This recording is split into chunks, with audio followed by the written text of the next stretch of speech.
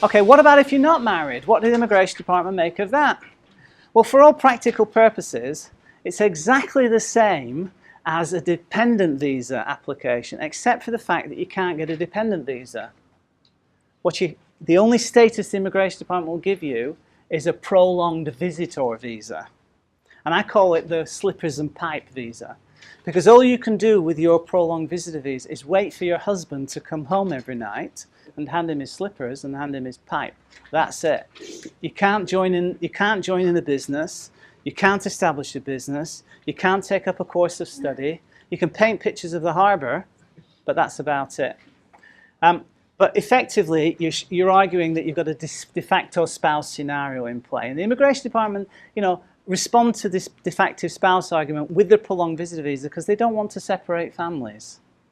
They want to avail these people to live together. They just don't want to give them the permissions, the privileges that go with being a full dependent visa holder.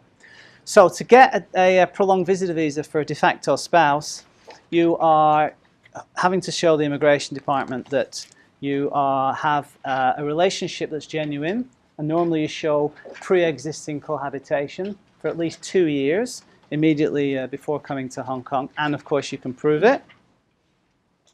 The de facto partner who's resident in Hong Kong sponsors the application in very much the same way as you sponsor the dependent visa. The Immigration Department will very often ask for a letter in support that intimates that the relationship will eventually result in a legal marriage. But then they routinely extend them after 6 months without ever calling the parties to account for that. And as I say, it's a prolonged visitor visa, it's slippers and pipe. It takes about 8 to 10 weeks to get these applications approved. The Immigration Department will pore over all the documents to ensure that the relationship is genuine. But as long as you can clearly show that you're in a relationship that's been existing for the time that claim, you can put the documents forward and satisfy that. Is it possible to have more than one de facto spouse? No. I think both applications would fail. Can this be used for same-sex couples? If you just wait a minute, Steve, I'll come right back to that. Yeah. But the answer is yes. How long is the prolonged visitor's visa? 6 months in the first instance, and then extendable for another 6 months.